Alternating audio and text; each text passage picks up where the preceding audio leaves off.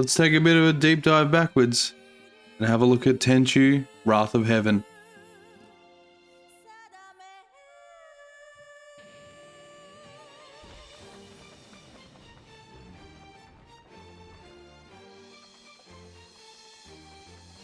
Developed by K2 and published by Activision, unless in Japan, where From Software published it in the year 2003. This is the first Tenchu game released on PlayStation 2.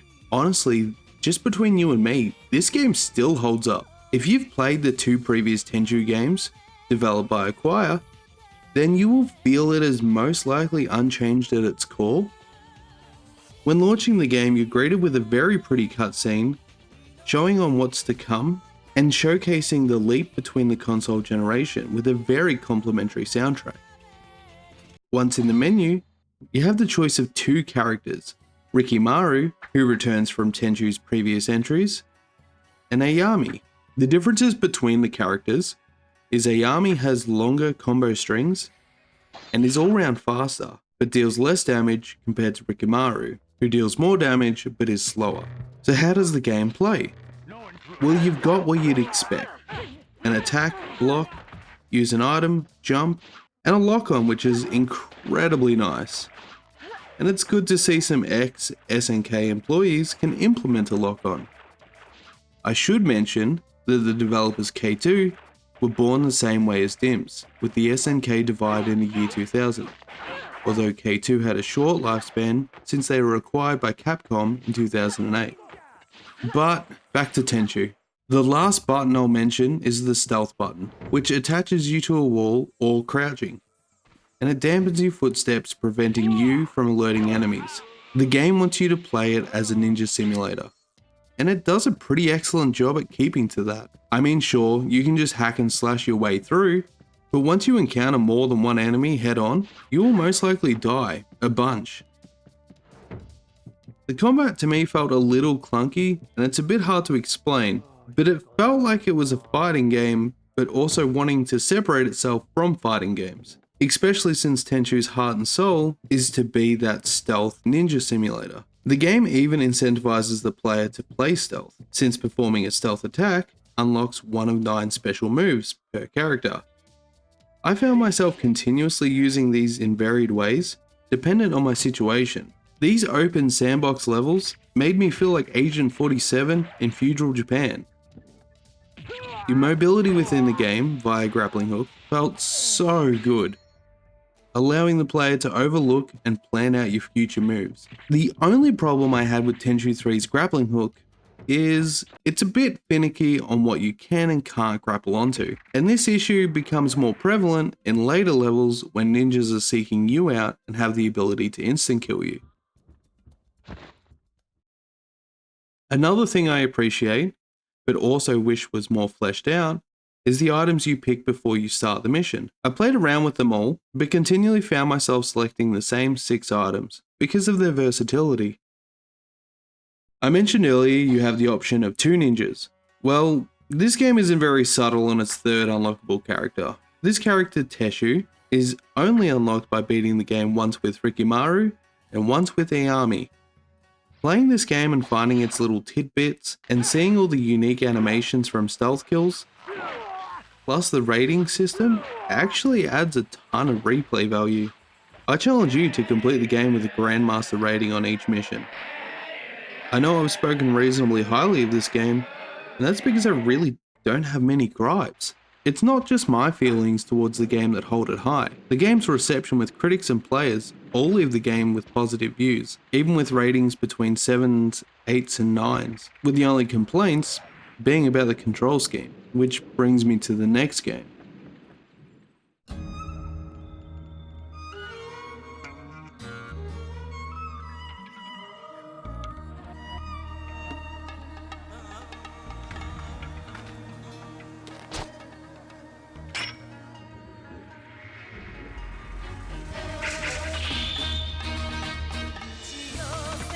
Only released 12 months later, it's still developed by K2 and now replacing Activision with Sega, Tenchu Fatal Shadows. This game is a prequel to Tenchu 3 and completely changes the tone of the Tenchu series, making this one feel episodic like a TV show. Defeat, sudden and painful farewells. The road ahead leads only to revenge. Rin steals her will. Next on Tenchu Fatal Shadows. Departures. Evil will perish in a flash of crimson. The game also strips back all the gore and demons, making it, I guess, more friendly towards kids. So you won't find Fountain of Bloods or Dismemberment within this game. Instead, you've got two characters without a third unlockable. Your choices on who to play are Ayami, making a return, and Rin, a new protagonist who seeks revenge on a group called Huruya. Now with all these changes, you might wonder on this game's reception, and well, it's definitely not positive. This game is so similar to a game from 2 years ago that it doesn't seem like it's gonna, you know, really appeal to someone who played that game, because they're gonna be like deja vu all over again. And meanwhile, someone who, for whatever reason, hasn't gotten into this series yet is gonna have trouble getting past some of the kind of clunky controls and bad AI and things like that. The stealth. Almost all critic reviews I read slammed this game for not feeling different enough to Tenchu 3, giving it 3s, 4s and 5s.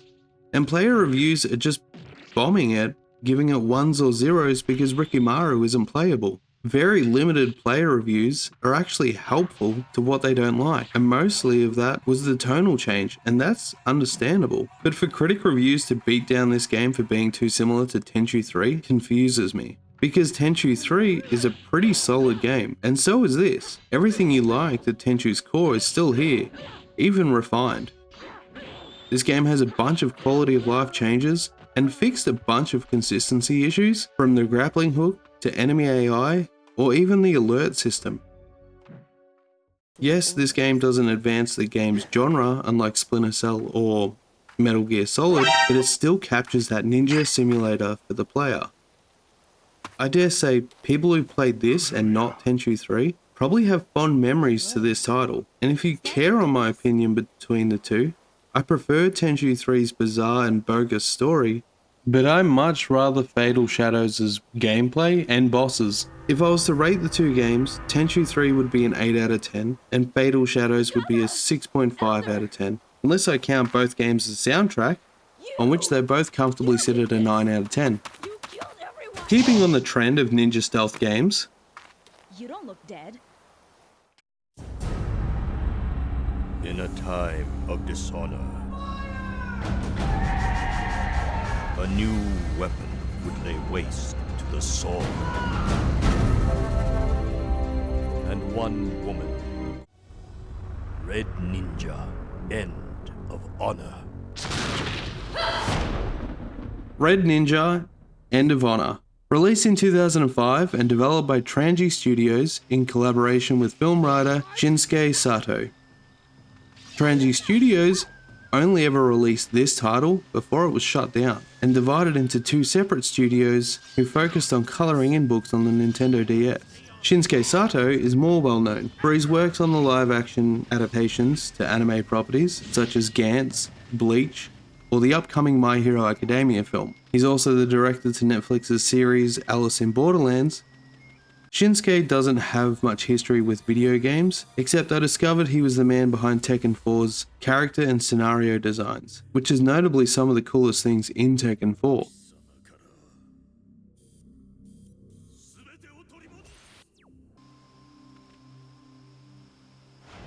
Lastly, this game was published by Vivendi Universal Games.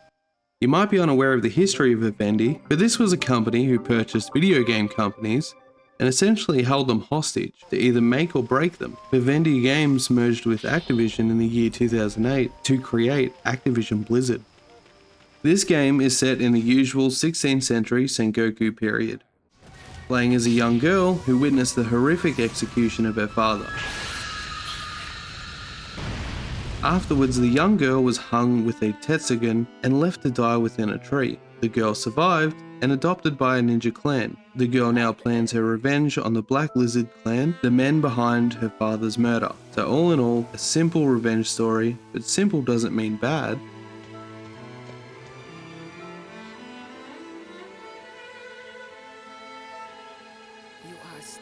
alive? Alive? No. I'm not dead. This game has incredibly poor reception, with reviews saying, "I don't know how they managed to scrape lower than the bottom of the ninja barrel," or "a comedy of errors without the humor." The player reviews are not much better either. This game sold itself as a stealthy, fast-paced ninja game with seduction. The best analogy I can think of with this game is it's like a puzzle, but you only have half the pieces. You can somewhat see a picture, but ultimately there's too many pieces missing to even keep trying.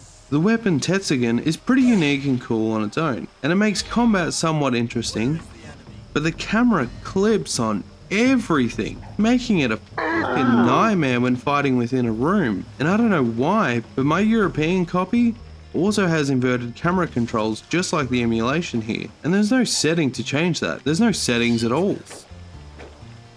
The game has stealth elements, but I wouldn't say the game focuses on that, or focuses on anything really. Even the seduction mechanic is half-baked. It's nothing more than a lure to perform an execution, but later on in the game your charm must have worn off because enemies just ignore this mechanic.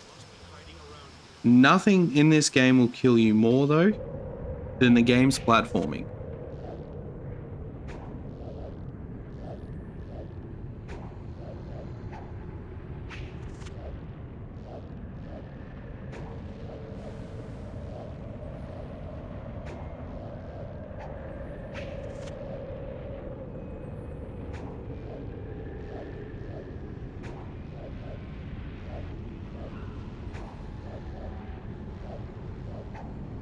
Let me just quickly mention about the game's combat. The best way I can explain it is that it's like a melted snowman. Something that could have been good, but instead turned out to be a goopy pile of shit. The only thing this game offers is a combination of clunky combat and unresponsive controls with a bad camera and average presentation. Surprisingly, bosses in the game are actually a highlight, except for a few, but I'm not even going to waste my breath on it. As a tech demo, you could enjoy yourself with its flaws, but as a full release, this game is left forgotten because it's just not good. I wouldn't be shocked if it was banking on parents to buy the wrong game. This is just the Tenchu at home meme. If I had a wish list for the series to return, I'd cut all the gratuitous panty shots and give it to a developer like Sucker Punch to polish and flesh out each mechanic. There is a good game here, it's just riddled with problems. Honestly, this is pretty far down my wish list, considering I'm still waiting on someone to pick up Scalebound.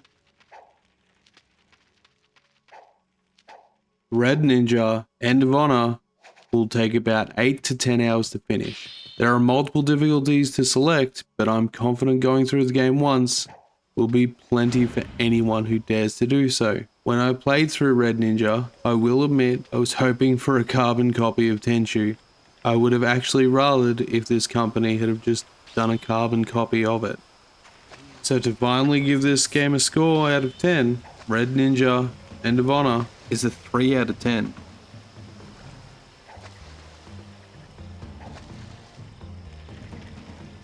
Lastly, let's talk about Shinobido Way of the Ninja.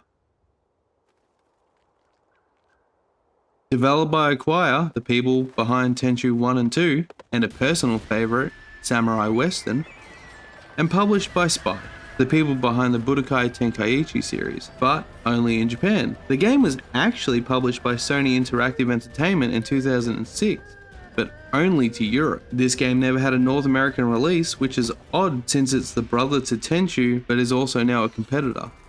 To how Tenchu is a ninja simulator, Shinobido is the twin, but with ADHD. And by that, I mean, you can play this primarily stealth-based like Tenchu, but why bother be a clone when the combat is so goddamn fun? The combat to Shinobido feels more in line with a hack and slash, but still treats its enemies just like Tenchu, where if you're outnumbered, your best option is still probably just to run.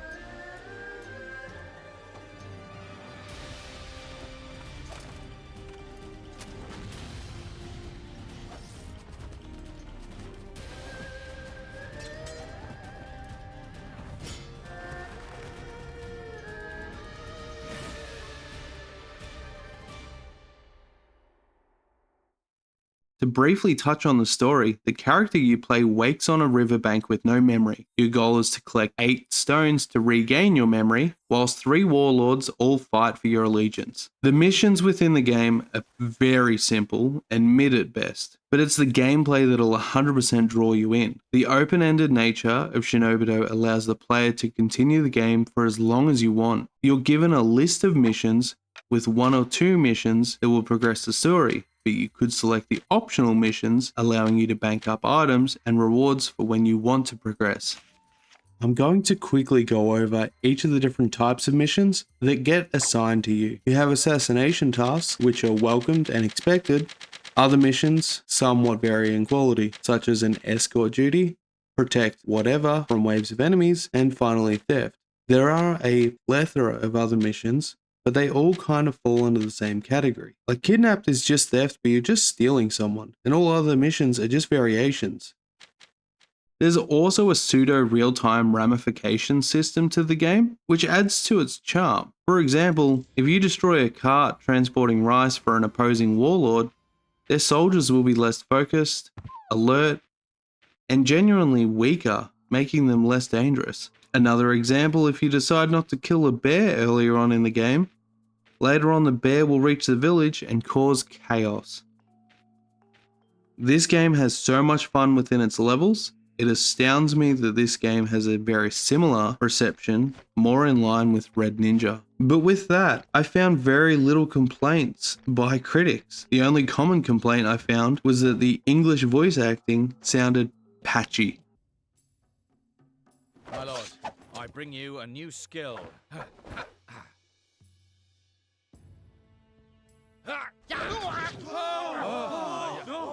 If I didn't think that skill was deadly, I would have killed you for that. Count yourself lucky.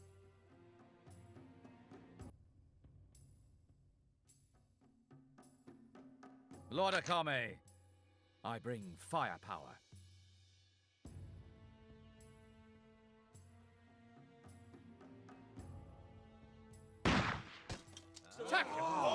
Oh, that is an excellent weapon.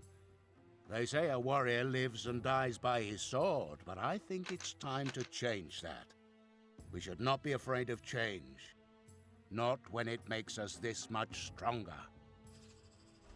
Or the other common complaint that Tenchu seems to get of difficult controls. Now don't get me wrong, it took me probably 10 minutes to learn the control scheme and be fully in control of my character's capabilities and kit. It's the same as Dark Souls and an unknown fighting game. It takes a little bit of time to learn, you'll probably lose some rounds or die a few times, but that's just learning. The last 2 things I want to mention about the game.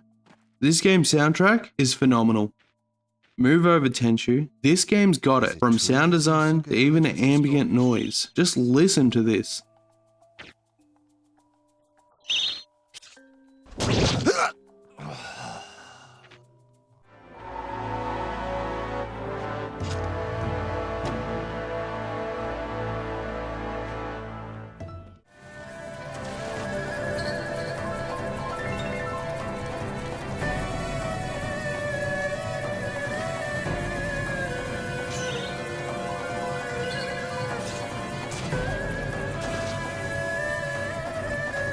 And lastly about this game, but something rare happened in the same year of this game's release. Only in Japan, an expansion pack was released containing 130 fan-made missions, which had been judged and selected by the publisher Spike after a plethora of submitted missions. Unfortunately, I couldn't get a copy of this to show you, but it exists, and hopefully one day I'll get to experience it. So to finally recap, Tenchu 3 is an amazing ninja simulator, Tenchu 4 is just as good, Red Ninja could have been a good game if in the right hands, and Shinobido, well, this is the best Tenchu, but not Tenchu game on the PlayStation 2.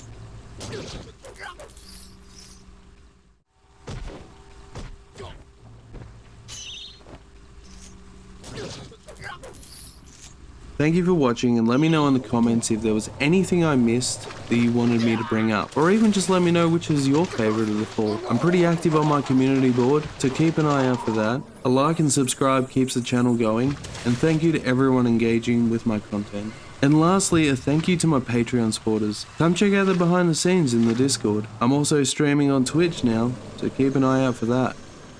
So together, they formed Stealth Action and